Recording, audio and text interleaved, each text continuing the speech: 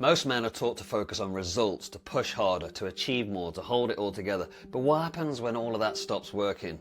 On today's episode, I'm joined by my good mate Tommy, who I trained to be a coach with.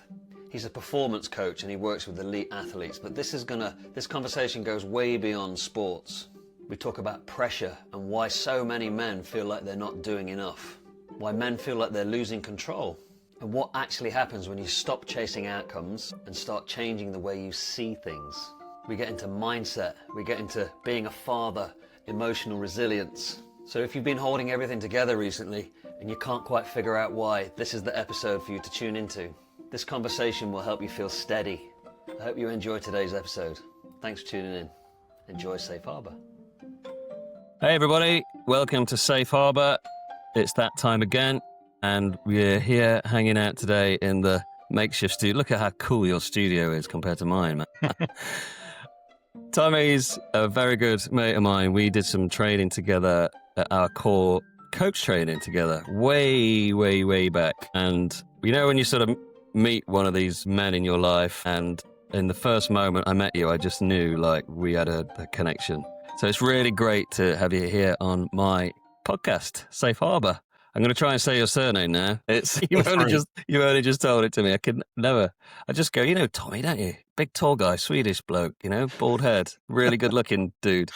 Tommy Davidovic. That's not, is it? It's close enough. It's close enough. It's good. How you doing, man? I'm good. In the middle of my vacation. Are you? Trying to enjoy, taking some time off. What about you? How are you doing? Well, that's an honor. If I didn't realize you were on vacation and you're coming on my podcast, that's great. Thanks, man. I'm doing all right. I'm good. I've had a bit of a low, funny. We'll talk about that in a minute, but I'm good. Probably today, I'm probably out of 10. I'm probably like an 8 today. I'm feeling like things are going really well. The movement is moving and things are good. Nice.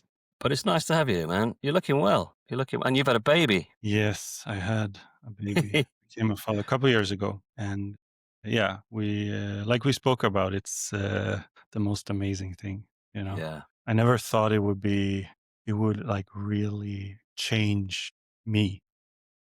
Because I'm a career guy, you know, I'm always looking for the next goal. So for me, it was a pleasant surprise. Yeah, really stops life in its tracks, doesn't it? Yeah. Becoming a father really does. Yeah. So Tommy is a sport. So let's just introduce you who you are before we dive into some really juicy, great conversations. So tell anybody that's listening, tell people what you do, why you're here, like what's your thing? Well, it started out, I think, much as you with, coaching and things like that. But I quickly found myself gravitating towards performance. And what better way? I was an athlete before, so what better place to be than, working with athletes. So what I do today, and I've done for the last maybe like 8 years now, is focusing like 90% on athletes. I do some work with, like leaders, entrepreneurs, but I think 90% is athletes. And I basically help them with the mental side of performance. Yeah. So you come from an athletic background. So you're like if you ever meet Tommy, he's huge. He's like, I'm pretty big, yeah. How tall are you? You're Swedish. You're a classic Swedish Viking sort of height, aren't you? Yeah. Which system do you use? Feet and inches. Feet. Oh my God. 6'7", I think. Wow. 6'7". Yeah. Yeah, that makes my mate Phil Askew look like a pixie. I mean, Phil, you know Phil, don't you? Phil Askew, another coach mate of ours, we started this podcast together. Very good friend of mine. He's huge, but I think you probably he is probably taller than him. But the funny thing is that it's not like everyone thinks it's the Swedish genes, but it's the Yugoslav genes. Like, yeah, that's where, because they're tall, they're really good at basketball. So basketball was your thing, was it? When you say you're an athlete? Yes. First, I played tennis since I was like, I don't know, 5 years old. And when I was like around 14, I just was like, yeah, I'm done with this. I want to play basketball. My mom played basketball in Serbia. So, I kind of wanted to follow in her footsteps. My dad did like not. He only went to sports to to meet girls. That's what he Oh, told really? me. Yeah, he wasn't interested in sports, but my mom was. So kind of want to follow in her footsteps. Yeah. And did you perform at perform is not the right word, is it? Yeah, perform. But did you perform at a level? Yeah, I mean, I started very late at 15, but I had a pretty, I had a lot of talent for the sport, and being like over 2 meter guy with explosiveness and handles and speed, I could advance pretty fast. I was at like a half professional level, and when I was about to go to the like full-time professional, I had a contract. I had like 3 clubs in Sweden. I had 1 club out of the country, but I got this awakening because I didn't love the gym. Mm, You who know, does? yeah, who does? I just wanted to score. I wanted to do the fun things, score and play. And I went down to Serbia to play with a team. And it's like, first 5 minutes, we were like equal. It's a Mm, pretty good team, But from minute 6 and onwards, you could, hear me panting for air. I had nothing, and they would run and run and run. And that was like an awakening for me, realizing that I don't love basketball enough to do the things to do to play at the highest level. And mm. I quit. Yeah. I mean, taking it to the next level in anything, especially in sports, you've got to dedicate your life to it, right? Yeah, and you gotta really, I mean, if you love something, like really love something, you're, at least I think this is from the experience I, you're gonna you're gonna do boring stuff because you have to, because Mm, you really want to go there, And I was just trying to avoid it, so it was kind of like, okay, I mean, if I'm not gonna be number one, I'm not gonna do it at all. right. That was So where kind of did the so mentality. where did the path take you next? The thing was that, you know, my worst nightmare was that I would end up at a office working like a regular job. When you're, 15, 16, 17, 18, you have this image of going to be like, you want to be a sports star because you want to have a lot of money, fame, and absolutely don't want to work. And I was kind of like, oh my God, that's the nightmare, ending up in an office working like 8 to 4 or whatever. Like, oh, well, I like sports. Okay, I'll go study sports in university. So I went into studying sports and leadership and things like that. Hmm. So So that was the next step. that began your journey. Obviously, Yeah. now you're a sports coach, Yeah. science led, working with athletes. So that's where your journey began to get you here. Was you went to university to study what? What did you study? I don't know what you call it in English. We call it idrottsvetenskap.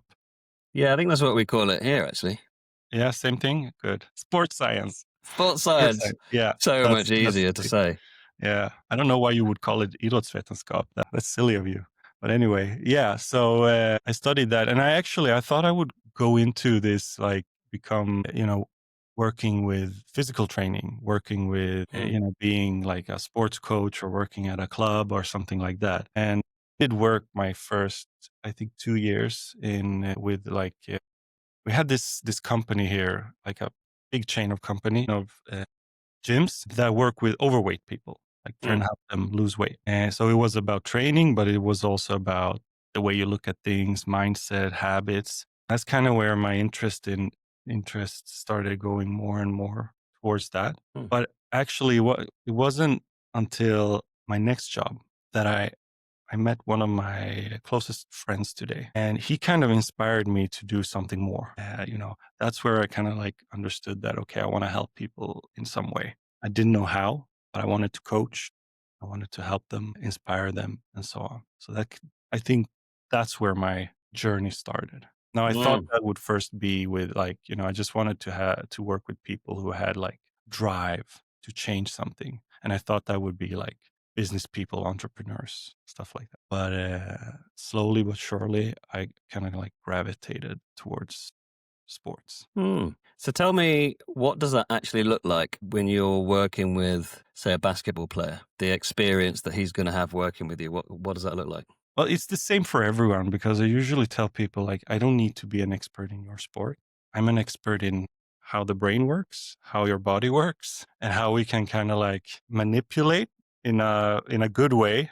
We can like teach yourself, manipulate the brain to do what we Yeah. and so it's basically way. Of course, it depends on the program they're in, but everything I do, it comes from the mindset, which is method that I developed like about 10 years ago. And it's based on a couple different areas like neuroscience, physiology, psychology, coaching. Influenced a lot of from the coaching we did, and philosophy also. So hard to explain it. What is it? Well, it's usually explain it like this. It's a way to change or to program your brain into mindset that will give you the highest probability of success in any area of life. So this is not just for athletes, because for me, it's about, so I'll give you an example. I think one of the problems I have with the industry I work with is that usually we just focus on the problem. We don't focus on the human, right? You know all about that, right? Mm. From the proactive training that we did. And the problem with focusing on the problem is that you're not growing as a person, right? You're not changing. You're just getting a strategy to kind of like that's the problem. But then another problem pops up and, oh, I need to go to coach again, right? What I do is I focus on the core issues, the way you look at things, the way you look at life that creates, these kind of problems. I usually tell athletes like this. The problem is not that when you go to a competition, like let's say you were training all week, everything went well, you go to the competition, and suddenly you can't perform. And this is no different from other, if you're doing a presentation at work, right? Yeah. It's not that you forgot how to play basketball all of a sudden. It's that you know exactly what to do, but you're scared shitless while you're doing it. So the problem is not that you need to have this exercise or this tool, it's the way you look at things. Because when you were training over the week, there were no pressure, but now all of a sudden you're telling yourself this needs to happen and that needs to happen, and avoid these things. So your focus ends up there and you become scared of the outcomes. What I do is when we change the way the person looks at everything, you can't change just sports. You need to change how they look at everything. Do Mm. one place, you do in another, right? And that's kind of the way I try to do things. So it's a method where we change the way you look at things, so you increase the probability, because you cannot control outcomes, right? You can only do things right now in the moment. And the things you do will either increase or decrease probability of the outcome you want. So we just want to increase that. And we can use that method in all areas of life, relationships, Wow. sports. Sounds like like an operating system, Exactly. like an upgrade, because the operating system that we've arrived here with has got us to this point. What our parents taught us, what we learnt at school, if you went to school, all of those factors create the basics, right? It's like a basic operating system, and some of us get a better handout of that than others. What I'm hearing you say is what you teach is an upgrade, a different lens, a different way to approach life, so that it's not fixing the problem, it's training yourself to be able to deal with the problems in such a way that whatever comes your way just won't be a problem anymore. As well, not quite, won't ever be a problem, but it's worth But doing the work on yourself. yeah, Yeah. but that's an important distinction to make, because I think we've a lot of people, when they want something, like they have a problem, they want something, and they've created this image of, when I've fixed this, it's not going to be a problem anymore. Yeah. Like happiness in life is going to be like this, and it's the absence of all of that, and it doesn't really work like that. You just have problem. It's the only difference is, like, let's say one example, like one situation, it could be, let's say it's in relationships. Okay. So if you get into arguments in any relationship, how hard that hits you depends on your outlook, right? How big of a problem Yeah. you create from that, argument or disagreement. That comes from how you look at it. It's not gonna, it's never gonna be comfortable, but it can be less uncomfortable. Yeah. You know what I mean? Yeah. Because you have a different operating system. Exactly. And it's funny that you said a different lens, because that's what I call the first level of my method. The lens. Yeah. So Yeah. what's the lens? What's that part? Um, lens is based on a set of 4 beliefs. Beliefs. Beliefs. So we try to work with the belief system, and I've identified 4 limiting beliefs that, I mean, I would say that 99.9, I'm not going to say 100 because, right? But I'm going to say 99.9% of all people have these 4 limiting beliefs. Now, the flow mindset is not about eliminating those. It's about increasing your tolerance in a way, like increasing your strength. So it takes more pressure before you fall into them. Okay. But I'll give you just like one really obvious example I think a lot of people can relate to. So we are programmed through society to always aim for outcomes, good outcomes, right? Because we have this inner belief that if I just get good outcomes, things will go well in my life. We go around thinking about the future a lot. Like when we have something that's important to us in the future, we tend to overanalyze and think and how can I create this outcome that I want? What can I do? Should I do this? Should I do that? Because we just want, it's important. We need to get it right. Because if you get it wrong, and we have this inner voice telling us like, oh, no, this is the wrong way. And then we kind of like pull out the worst case, for us. And then we get stressed and all that. Anyway, we've been taught just to like focus, get results, get results, get results. And this is the main reason why I'm really like nervous, worried when something is coming up. That's important because the problem is it's important to get this result, but I also know that I don't know how it's going to go. And that creates not knowing creates that uncomfortable feeling. Now, what I teach is like we need to reprogram the brain to think more in the terms of process. Now, I think a lot of people have heard, trust the process, those cliche things. We need to understand that process is way more than just a set of steps or, uh, some like focusing on the now. It's way more than that. It's about actively letting go. Like it's about actively telling I have no control. Things will be what they become. And it's a way of staying anchored to the now. It's a way of it's a way of accepting things. Because if you think about results are static. That's a problem because when you get a result, you can never change it. It's either this or that, right? And it's also the problem with the results. There's some inherent problems with just looking at results because it only tells us what we were able to, like the outcome we got in a specific time, like during, while having a specific, what's it called? I'm looking for the English word now. Circumstances, like the things that can impact it, like what you were able to produce or create or perform in that moment when you had those circumstances. You could try to replicate it, but it's never going to be the exact same. It's very like it's so complicated. Results. It's so complex. It's a big problem. Now we look at process. Process is dynamic.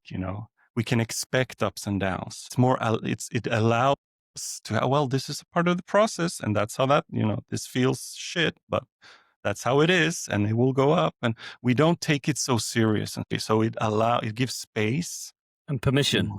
Actually, yes, it allows permission to fuck things up or for it to go wrong. Exactly. Like when you're like that going down with your fingers, like if it's going down, that's good. Yeah. Because it's part of the journey and it's gonna come back up the other side. Yeah. And Right. This is how that feels. Okay. I don't have to like it, but I have to accept it. Right. And Part of the people think process.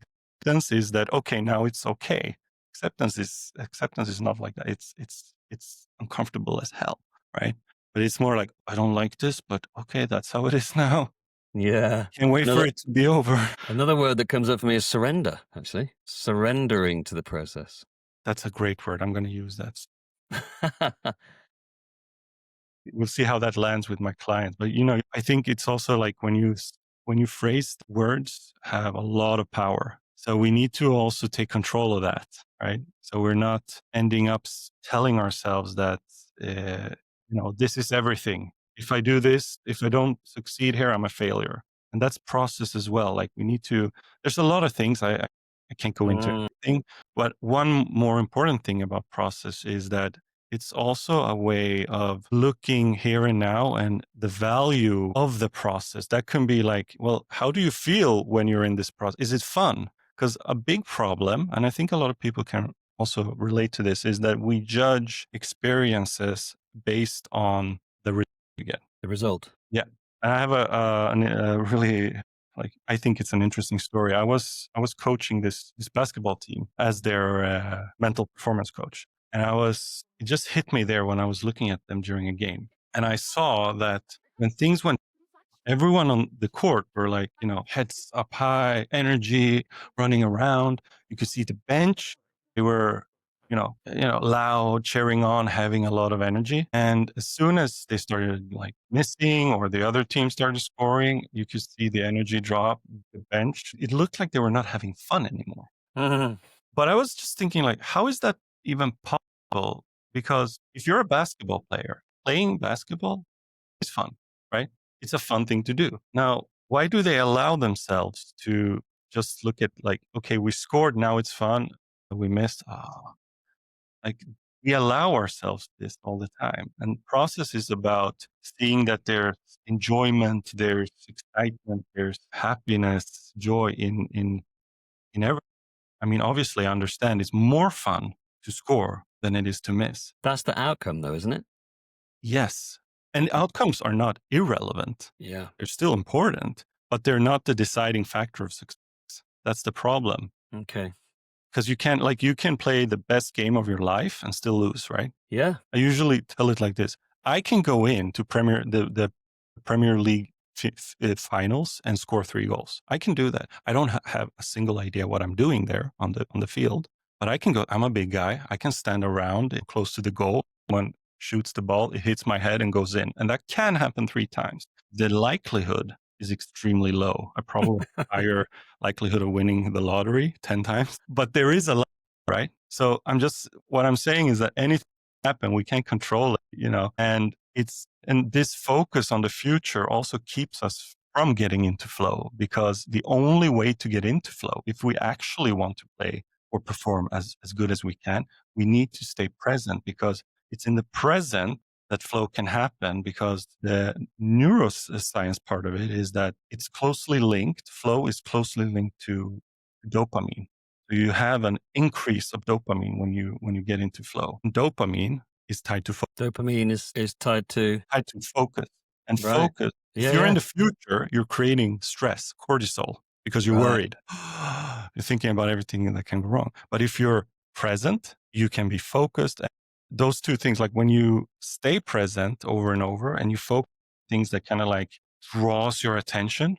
I have techniques for this, but then dopamine can start to, increase. And then it kind of helps you get into flow. And that's kind of like you give yourself the highest probability of success. Powerful. But the thing is, if I can just like think to kind of like, well, a lot of people ask themselves like, well, can you really change that? Well, about this, the way we've been taught to think is not natural. Like this way of thinking about results. Imagine yourself, little Jamie, 1 year old. Do you think that you ever pulled out like the 8-step plan of learning to walk? Or did you compare yourself to the other kids? Or did you go like, oh, fuck, this is so embarrassing. Everyone's walking. I'm just gonna crawl. I'm really good at that. But how do we do when we get older? We get a failed relationship. We get a failed, something, at a job. We try to start our own business, whatever it is, and things don't go the way we plan. Maybe I'm not cut out for this. Yeah. If we did like we did when we were grown-ups, if we did that when we were small children, we would not learn to walk. And the True. interesting thing here is that walking is probably one of the few processes that you never like stumble with when you get nervous. It's not like you forget how to walk if you're nervous, right? No. Because you have a different process learning it. But like if you go driving a car and you get stressed, then you start like, oh, I didn't look there. Oh, I didn't do that. And you hit another car when you're trying to back out or something. Mm. It's not physiologically, the way we're taught to think is not like natural for us. Yeah. We've programmed that. So of course we can program something else, right? Yeah. We can reprogram for sure.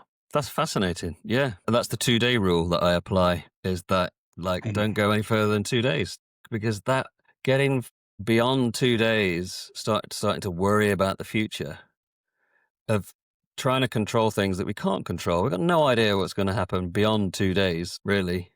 And that's about all we can control, right? Because it's I a roundabout control, isn't it? it. Yeah. Oh, you like the 2-day rule? Yes, yeah. Huh?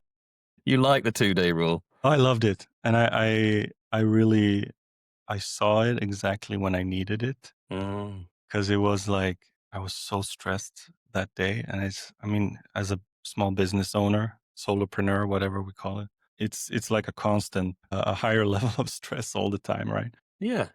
And I had a lot of stress, and then I just saw that one, and I really needed it. It's probably the best piece of advice I have ever been given, I think. And I use it every day. It calms me down. It just goes, Jamie, chill out, man. What the fuck are you worried about that for? That's like in 6 weeks' time. Mhm. I've got ADHD anyway, so I live like second to second. I don't know about minute to minute or week to week. I don't plan anything any further than 2 days anyway. That's interesting. So you don't go like a lot into the future No and way. kind of like vision and plan No. and do things? No? No, I don't plan anything. That's I interesting. make this up as I go along, the whole thing. My entire life is completely made up to this point. It's a fucking miracle. How's that working for you? It's working pretty good, right? I am proof that worrying about the future, and and a lot of people commented on that post. Still my highest viewed post, 400,000 views, I think. A lot of people put in the comments, yeah, it's okay for you, mate, but I've got to pay my mortgage, and I'm a farmer and I've got to plan 6 weeks. It's not about, I'm not saying don't plan. I'm really not saying don't plan. I'm saying don't get caught up in the worry and the procrastination and the freaking out and stressing out about what's going to happen in 6 months from now. Wait, what? Wait, what? No, don't plan. I stopped planning everything now. God. Oh no. Yeah, there should be a waiver on there, like to speak to my lawyer. No, but that's the thing, and I think I recognize that a lot, because, and I don't blame anyone for this, but I think people tend to take things, when you say something, they tend to look at it very black or white, like in absolutes. So like, okay, so don't look 2 days ahead. Okay, but how's that going to work with with this or that? And we need to also look that there's always exceptions to the rules, right? Hey, how's the conversation going, man? Are you enjoying the podcast? It's a good one, isn't it? I just want to pause for a moment. I won't keep you too long. If this is hitting a nerve, then that is probably because it's not new. It's probably because something in you knows something is wanting to change, and that moment could be right now as you're watching this. You see, most men don't need more information. They just need a moment to stop and know that this is the moment. This is the moment that change happens. You can feel it in your belly, right? It's like a little mini calling that goes, okay, this is it. Now we've got to do something. Enough of standing still, flick off the autopilot and step into this next bit. So I've created something really simple for you in the show notes. It's all in there. And after this amazing conversation that you're listening to in this podcast, I invite you to go in there. Take that next step. If you feel it in your body, go in there after this podcast and check it all out. It's all there for you, man. Enjoy the rest of the conversation. This is an amazing podcast, right? Enjoy the rest of the show. What I love about what you were just saying was, the main thing for me was about surrender, actually. Yeah. Surrendering to what's happening. Because, especially as men, a lot of men that I work with, they come to me because they feel out of control. Like, if I was to cross-reference all the entry forms, I have an entry thing, a bunch of questions. What are you struggling with most right now? What's most challenging for you right now? And the general theme is, I don't feel like I'm in control of my life anymore. And I find that really interesting, that there's this need to feel in control. Like, for the last 4 days, I've been quite down. It's summer. I don't know why. Been quite heavy energy. I've had a fair bit of grief coming up, some big tears, some sobbing. And my practice is to just surrender to that.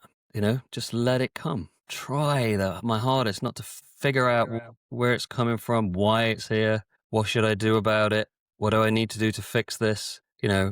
All those little inner critics come rushing in. Jamie, what's the matter with you? But it's all language from growing up. All of my childhood stuff, like, come on, that's enough. That's enough now. Stop that crying.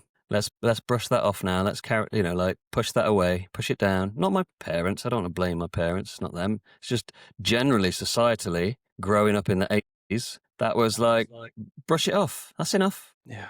Man up, crack on. Even if you are 8-year-old boy that's just fallen off a slide and bust his knee wide open, you're only allowed to cry for like the length of time that it then becomes embarrassing because people are looking. People are looking over now. That's enough. Stop. Push that emotion down. So what I've learned to do over the last 20 years of doing my own personal development, one of the biggest things I've learned, I think, and it comes back to what you've been talking about there, is surrender. Surrender and step into the process. What you were saying, stepping into the process and just allowing all of it. The ups, the downs, the lefts, the rights. Know that it's all just part of the journey. It's a natural flow. Because today I'm on an 8. I feel good. 24 hours ago, I felt I was on a 2, a number 2. I felt low. I felt like, when's this going to clear, man? How long is this going to last for? Certainty. I had no idea. But through practice, I've learned that it will pass. It's fine. And actually, the other part to this is like, stay in it. Don't resist or run away from it or drink it away. It's feedback. It's feedback. Your body's trying to tell you something, and totally. you need to listen, right? And that's what anybody that's listening to this, any men who are listening to this, like really practice being in the discomfort of where you're at right now. Practice tuning into it, because it's here to tell you something. When we experience anything, doesn't matter what it is, joy, grief, depression, exhilaration, our bodies receive up to 10,000 messages a second. Did you know that? You probably did. Your fucking brain. I heard something. You heard something about that. And I'm sure those numbers will fluctuate. But yeah, when you feel something, it's telling us something. So if we ignore it, we're wasting all of that information. Right? We're just bypassing it, going straight to the fridge, getting a can of beer. Okay, that's gone. That's good. That feels better. I'll numb that away. Or putting on a film on Netflix and go, okay, I'm not going to think about that thing. If I don't think about it, then it'll go away. But it doesn't, does it? That's the same way, Jamie, that I usually, when we work with trying to build habits, for instance, the same problem shows up there, because what do we tend to do? Like, we have this New Year's resolution. I'm going to go to the gym. You go for 3 months, you stop. Next year, I'm going to try again. Do the exact same thing and you stop. This time you stop after 2 months. Next year, you go 4 months. Little change. You just try to do the same thing over again. You're never stopping to listen. Hey, what's not working here? What can you learn about yourself?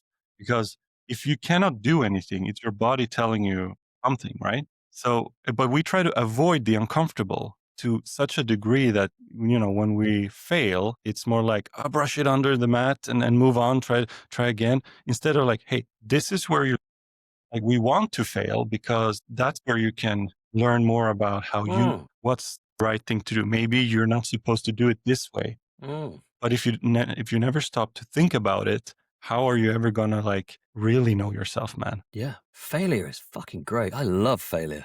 I never thought I would say that. Do you? I fucking it. What do you hate about it? Tell me. I mean, I'm a like a hyperachiever, so I don't like failing. But I mean, it's always like, for instance, when I started before I started like working on myself, I would be so tough on myself. Like, I had a coaching session, and if I didn't get like this hallelujah rainbows coming up and sparkles from their heads, and like, man, you changed my life, you're the most awesome coach ever, I would go into this negativity spiral of like, they didn't like it.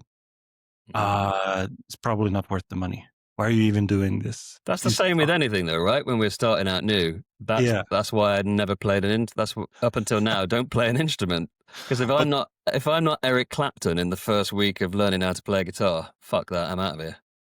Yeah, but it's like, so I was like that when I started, but I taught myself to be kind to myself, regardless. So now I never think about those things. And if a call doesn't go the way I want, it's like more like I'm looking at, hey, what's not working here? Well, was it something I did? Okay, good. I can learn. Like, I can even have someone. I've lost the ability to take things personal. I never take things personal. So if someone tells me like, I didn't like this thing you did, or this, or that thing. I look at it and I'm like, what can I learn from this? Okay, this thing. Okay, I throw the rest away. But if it's a bigger thing, of course, I hate it. I hate fail. You're not supposed to like it. That's the thing. Well, like you were saying earlier, though, can't we retrain ourselves to love it? I mean, I think it's like a strength thing. That's what I usually say when it comes to the mental aspect. You can, like, if you go to the gym, if you're just starting out, and you're gonna do squats. You start with, let's say, 40 kilos on the bar, and that might be a lot for you, right? You go there, oh, and this is tough. Like, if you do that consistently, if we look at you like half a year after, you're probably gonna do twice or even like 150% more. But that's your strength increasing, right? But you need to put yourself through.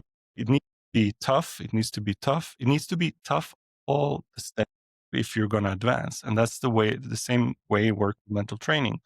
Like, you need to challenge yourself when it's tough. And then if you do it consistently, when you look back, you're going to be like, hey, those things that used to be tough, they're not tough anymore. Now these things are tough. These things here Yeah. are tough now, but not as tough as before because I'm stronger. So it's learnt. What you're saying then is it's learnt behavior. Like anything, it's learnt behavior.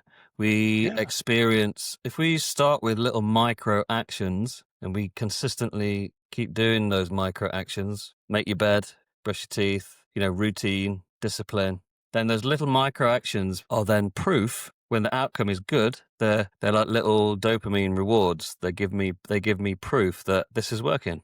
And then when I stop doing those, that's when those little inner critics come in and go, not made your bed again. We've not been to the gym this week. I think it's a lot. It's those are habits, and yeah, I think it's a lot about getting those routines in.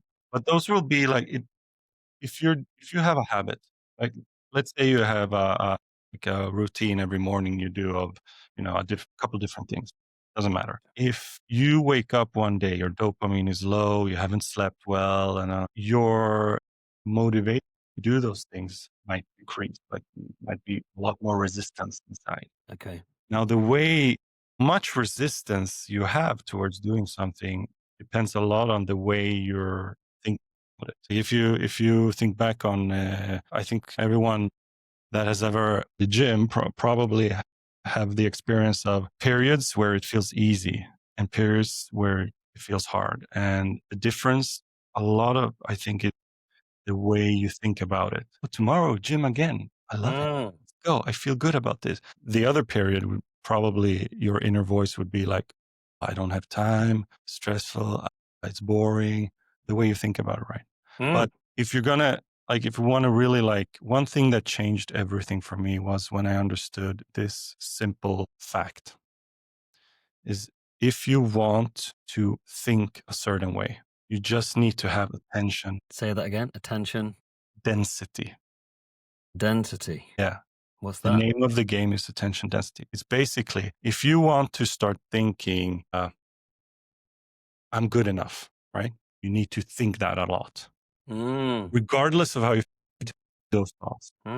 That's like, and when I understood that, that's kind of how I work. I kind of go into this like, okay, so it's like 1+1. I just need to do this, and then that will happen. Okay, I just try to do that as much as possible, and that's kind of how I train the flow mindset. Is also like, okay, every time you start thinking this other thing, we need to stop it. You need to think this 3 times. I'm good enough. I'm good enough. 4 times. Yeah, which is why they say, like, if you look yourself in the mirror every day and say, I love you 3 times every day when you go for a morning wee. I mean, if you can do that, I could never do that without laughing because I kind of feel stupid. But that's me, and if that works for someone else. But I'm good enough. Yeah, you could look at yourself in the mirror and go, you know what? I'm good enough. I'm good enough today. I'm a good enough dad. I'm a good enough husband. I'm good. And the thing is, and here's where this, what we talked about before, this like either or way of thinking, like black or white. You're gonna be like, I'm kind, I'm good enough, I'm an amazing human being. And then you're going to have this little voice coming up like, well, you remember 1995 when your little sister and you did this? It's always going to find a reason for why you can't say it. But here's, I think, one of the most important skills we need to, as human beings, we need to train is unconditional love for our, like emphasis on the unconditional, because it's hard to be kind towards yourself when you've fucked up, right? It's really hard. Yeah. But that's where the unconditional part comes in. And you need to do it no matter what. You don't need to feel it, but that's also the problem. If we don't feel it, we don't believe it. Yeah. Right? Anyone who's a father listening to this, or a mother, of course, the women listen to this. As soon as you said unconditional love, the only experience I have of unconditional love is for my 2 daughters. They could do anything, I'd love them. And then as you were saying that, I was thinking, how do I give that same unconditional love to myself? And how often do I give that to myself? Answer to that, not very often, actually, man. I don't love myself unconditionally. That's so powerful. Wow. I think that I changed feel a a lot bit for like me. a bit of a emotional It coming hit up. something for, yeah. Yeah, like when was the last time I loved myself unconditionally? When was the last time I put other things and other people and other stuff ahead of the love for myself? But Probably every day. let me Probably ask every you, day. Yeah. what does unconditional love mean for you when you hear that? No matter what, it means I love you no matter what. No matter what you've done, no matter what you've said, no matter how good you are, no matter how hard you try, no matter how many times you, no matter how many times you give up and try again, I still fucking love you. No matter how many times you fuck up, no matter how many times you dig deep, get back on the horse and still fall off, I still love you. That's what unconditional love means. What about that is like hitting hard for you? Because it connects to something deeper in me. It's bigger, it's deeper than all the surface level stuff that I show up for in life every single day. I get out of bed, I do my stuff, I do these podcasts and TikToks and coach men and do all that great stuff that I'm very proud of and I love. And how often do I stop and congratulate myself, give myself a hug and give myself some of that unconditional love, some time off, some time in nature where I just switch off and give myself a bit of love. Not very often, Tommy. That's where I think it made me emotional, because I work with a lot of men who also struggle with that. And I think that's also where some of that emotion comes from. It's a collective notion that we are not giving ourselves enough love as men in the world. We're not taking care of what we need. We're not listening to those messages that our bodies and our hearts send to us. We're overriding them. We collectively override them in service of being a better dad, a better husband, being a solopreneur, providing, putting money on the table and food in our mouths. There are necessities and we have to do that. We're hunter-gatherers essentially, aren't we? Some of us. Some of us. But the more we learn about how we operate in the world, like we have emotional needs, we have to love ourselves. We have to give ourselves, I do a lot of videos around, like, give yourself a break, man. Give yourself a compassion break today. Whatever that looks like. Just go and grab a deck chair and sit in the garden with a cup of coffee without your phone. Because that's the version of you, without any distractions. That's the version of you that might just want to sit with a cup of coffee and have a fucking good cry.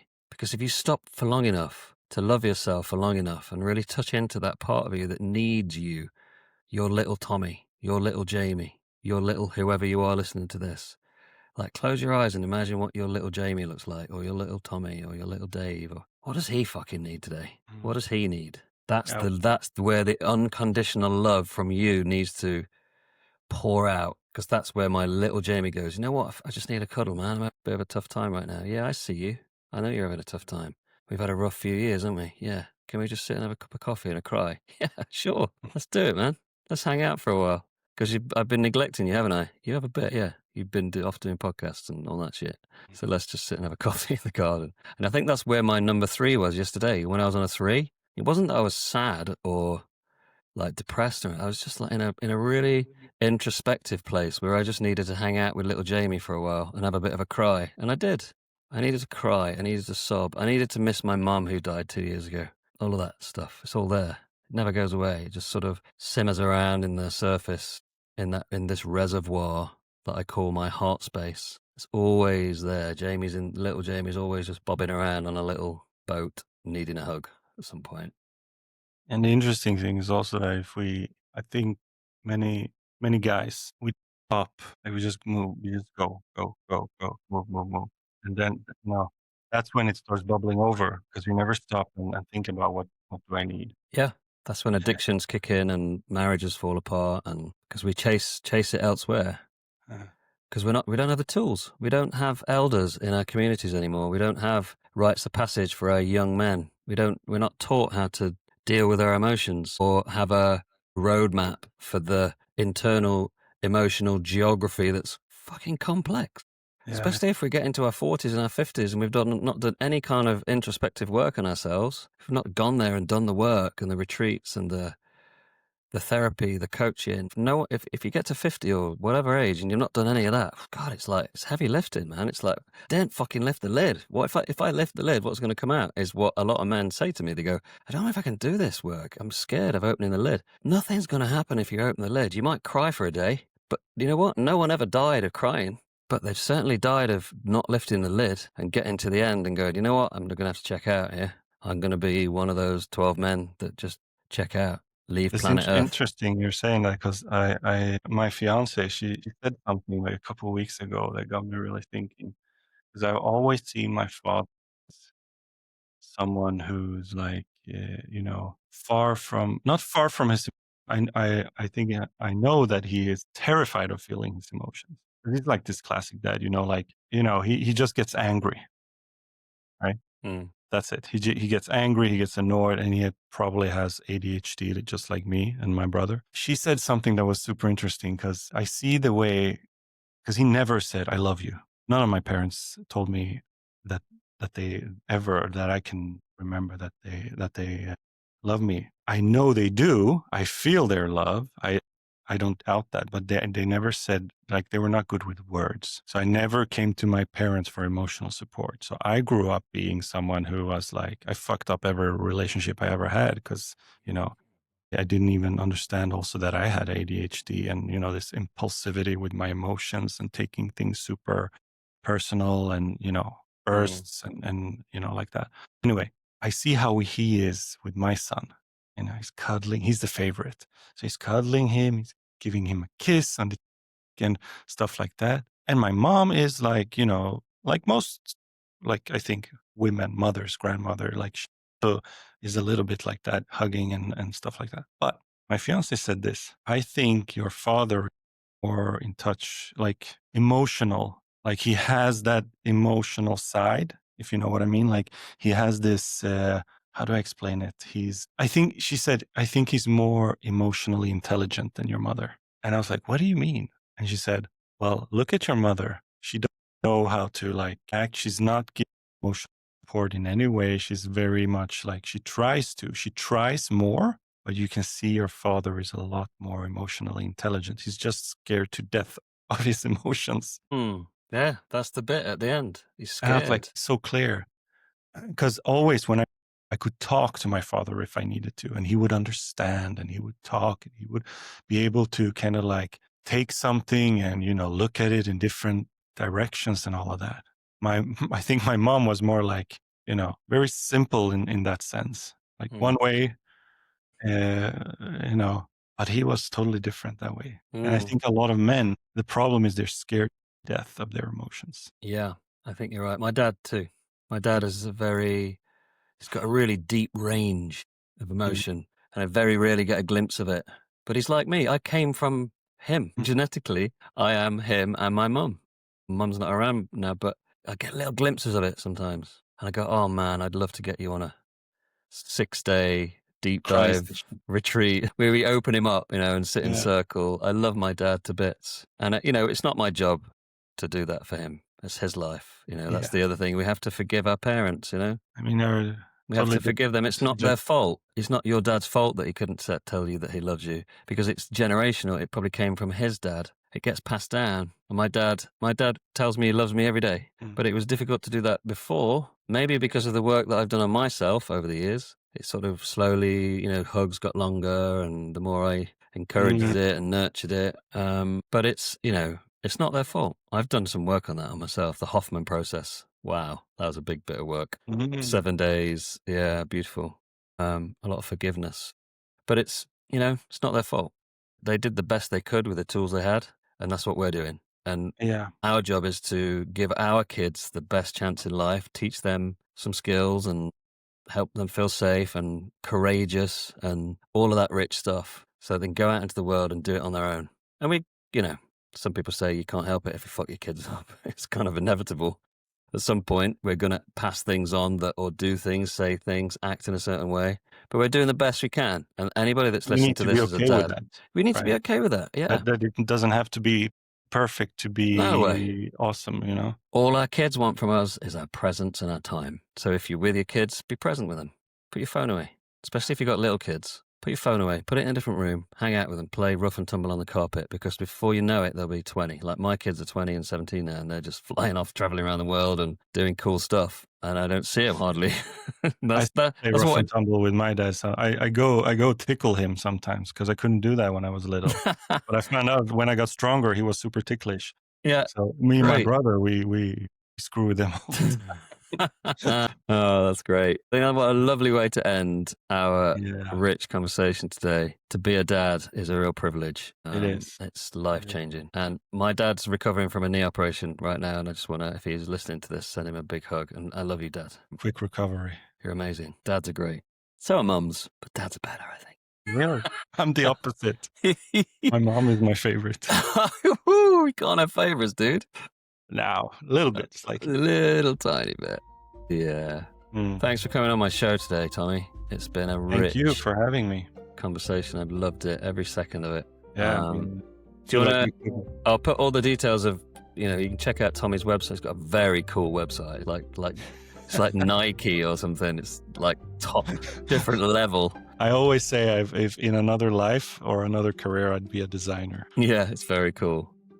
Thank you so much. Thank you. Well, look, thanks for coming on, guys. Thank you for listening. This is an extra long episode. Normally we go like half an hour, but we've hit an hour. That's first for Safe Harbour. So We could have talked for 3 more hours, man.